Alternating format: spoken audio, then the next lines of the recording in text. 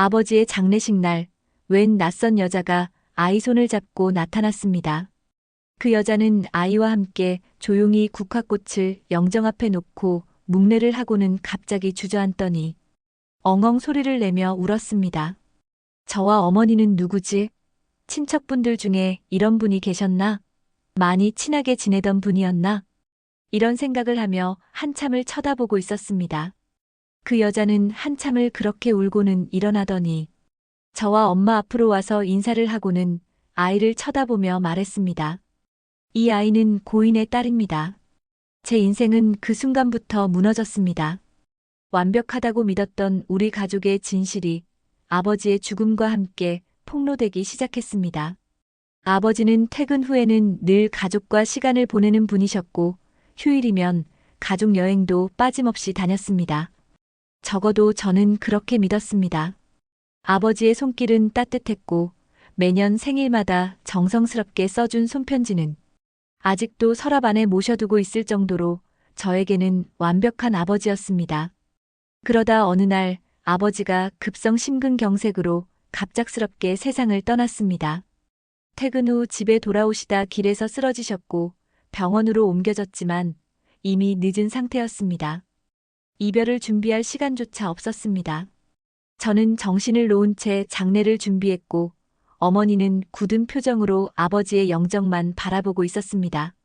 조문객들이 연이어 찾아왔고 아버지를 아꼈던 직장 동료들과 이웃들의 조화가 빈소를 가득 메웠습니다. 그런데 장례식 마지막 날 조용한 빈소에 낯선 여자가 들어왔습니다. 그녀는 검은 모자를 깊게 눌러 쓴 채 7살쯤 되어 보이는 여자아이의 손을 잡고 있었죠. 주변 조문객들이 웅성거리기 시작했습니다.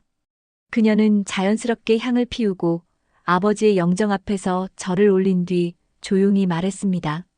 삼가 고인의 명복을 빕니다. 이 아이는 고인의 친딸입니다. 순간 정적이 흘렀고 어머니는 무너질 듯 의자에 주저앉았습니다. 저는 충격의 말을 잃었고 주변은 술렁이기 시작했습니다. 여자는 가방에서 유전자 검사 결과, 사진, 병원 기록을 꺼내 들었습니다. 그 안에는 아버지가 아이를 안고 있는 사진도 있었고 병원 진료 기록에는 보호자란에 아버지 이름이 선명히 적혀 있었습니다. 며칠 뒤 그녀는 다시 나타났습니다. 이번엔 변호사와 함께였고 손에는 두꺼운 서류 뭉치를 들고 있었습니다. 여기 고인의 자필 유서가 있습니다. 공증까지 완료된 공식 문서입니다. 그녀가 내민 유서에는 아버지의 필체로 이렇게 적혀 있었습니다.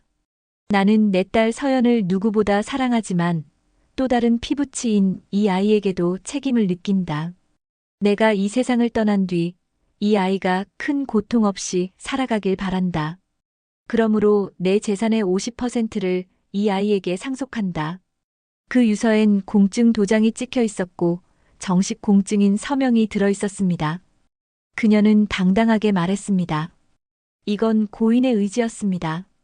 만약 유서대로 상속을 진행하지 않으신다면 저희는 정식으로 소송에 들어가겠습니다. 이후 그녀는 하루도 빠짐없이 전화를 걸어왔습니다.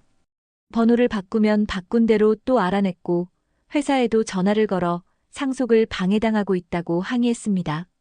심지어 집 앞에 찾아와 초인종을 누르며 고성을 지르고 이웃들에게는 자기 딸이 정당한 권리를 요구하는 것뿐인데 이 집은 부끄러운 줄도 모르고 거절만 한다며 험담을 퍼뜨렸습니다. SNS에는 아버지를 비난하는 글과 함께 조작된 사진을 올리기 시작했습니다. 아이는 죄가 없습니다. 하지만 유복한 정실 가족은 끝까지 외면하네요. 이게 바로 진짜 가족인가요? 라는 자극적인 문구와 함께 어머니의 옛 사진을 짜깁기에 불륜을 방조했다는 식의 허위 게시물까지 게재했습니다. 저희 회사에도 익명 메일이 날아왔습니다.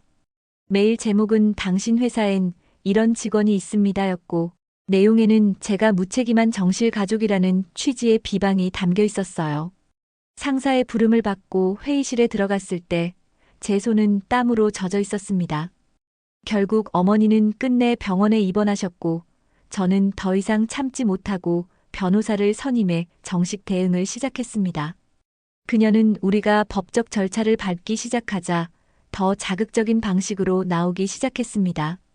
인터넷 커뮤니티에는 유산 독식녀라는 별명으로 저를 지칭하며 아버지가 남긴 재산을 혼자 꿀꺽한 파렴치한이라며 글을 올렸습니다. 댓글들은 비난으로 가득했고 저는 외출조차 꺼리게 됐습니다. 유서는 너무도 정교했습니다. 필체도 거의 완벽했고 공증 날인도 문제없어 보였습니다. 하지만 이상하게도 공증된 일자와 아버지가 병원에 입원한 시기가 겹친다는 점이 변호사의 눈에 들어왔습니다. 우리는 병원 출입 기록, 입원 진료 일지, CCTV 기록을 확보했고 아버지가 공증일 당일 병실에서 의식불명 상태였다는 사실을 확인했습니다. 또한 유서에 찍힌 서명은 아버지의 공식 서명 샘플과 비교해 봤을 때 미묘하게 회계 각도와 길이가 다르다는 필적 감정 결과가 나왔습니다. 공증 사무실에 문의해 본 결과 해당 공증인 역시 존재하지 않는 가짜 이름이었고 직인도 허위였습니다. 결국 내연녀는 유서를 조작해 법원을 속이려 했다는 혐의로 사문서, 위조 및 행사죄로 고소당하게 되었습니다. 상속 소송 역시 기각될 가능성이 커졌고 그녀는 언론과 커뮤니티에서 되려 비난의 대상이 되었습니다. 며칠 후 그녀는 변호사도 없이 아이와 함께 찾아왔습니다. 처음으로 얼굴에 겸손함이 느껴졌고 눈은 퉁퉁 부어 있었습니다. 말없이 꺼낸 서류 한 장에는 자필로 쓴 반성문이 담겨 있었고 그 옆에는 아이가 그린 듯한 그림 한 장도 함께였습니다. 그녀는 떨리는 목소리로 말했습니다. 전 너무 두려웠어요. 남겨진 게 아무것도 없어서. 아이의 기회를 못 받으면 이 아이는 평생 아무것도 없이 살아야 할 것 같았어요. 그래서 정말 어리석었어요. 저는 조용히 말했습니다. 당신의 선택은 아이에게도 상처였어요. 그걸 평생 기억하세요. 그날 저는 변호사 입회 하에 아이 명의로 일정 금액의 교육 기금을 설정했고 그녀는 어떤 법적 권리도 주장하지 않겠다는 서약서에 서명했습니다.